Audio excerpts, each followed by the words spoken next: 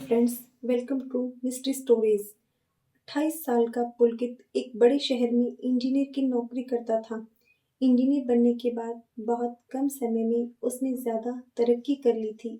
उसके पास अपनी खुद की एक कार भी थी। एक बार हुआ ये कि पुलकित के किसी रिश्तेदार की शादी तय हुई थी। उसे भी उस शादी के लिए निमंत्रण मिला था, इसलिए वो दूसरे शहर जाकर उस शादी का हिस्सा बना। अगले दिन उसे बहुत ज़रूरी काम था, इसलिए ना चाहते हुए भी रात के समय उसे अपने शहर के लिए रवाना होना पड़ा। वापस आते वक्त उसने एक ढाबे पर खाना खाया। उसने अपने मोबाइल पर लोकेशन चेक की तो उसे पता चला कि हाईवे पहुंचने का एक शॉर्टकट रास्ता भी है। आते वक्त उसे उस रास्ते के बारे में नहीं पता था, लेकिन उसने फैसला किया कि जाते समय वो उस रास्ते से ही हाईवे पहुंचेगा। खाना खाने के बाद पुलकित ढाबे वाले को खाने के पैसे देता है और फिर कहता है कि हाईवे जाने वाले रास्ते के बारे में मुझे बताओ, मैं वहां जाना चाहता हूँ।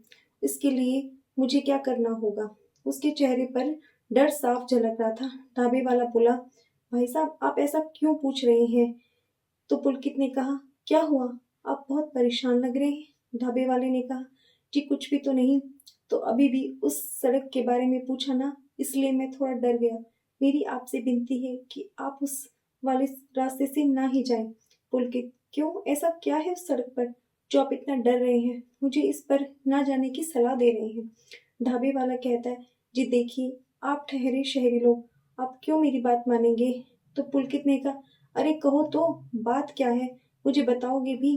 ढाबे वाले ने कहा, जी बात ये है, इस उस सड़क पर एक चुड़ैल रहती है। पुलकित ने कहा, क्या? ढाबे वाला कहता है, हाँ ये सच है। वहाँ आसपास के गांव में रहने वाले लोग कहते हैं कि इस सड़क पर एक चुड़ैल रहती है जो कि किसी भी रूप में आ सकती है। आज तक जो भी उसे रास्ते से गुजरता है वह जिंदा नहीं बचता, और जिंदा बच भी गया तो वो किसी हादसे में मारा जाता है। उसने आत्महत्या कर ली। तो पुलकित कहता है, ये क्या बकवास कर रहे हो? आज के जमाने में भूत प्रेत की बातों में विश्वास नहीं रखता। ढाबे वाले ने कहा, देखिए साहब, मैंने पहले ही कहा था आप शहर के रहने वाले हैं, आपको मेरी बात पर विश्वास नहीं होगा। खैर, आपको बताना मेरा काम था, अब जाना न जाना आपकी मर्जी। मनोरंजन के लिए आपका धन्यवाद, लेकिन मैं इन बातों पर विश्वास नहीं करता। पुलकित ने कहा, अब मुझे निकलना चाहिए। ऐसा कहते हुए पुलकित वहां से जाने लगा कि तभी उसकी ढाबे वाले के पीछे से जोर से चिल्लाते हुए कहा, एक बात याद रखना साहब, उस रास्ते पर किसी को लिफ्ट मत देना। लेकिन पुलकित इस बात पर कोई ध्यान नहीं देता।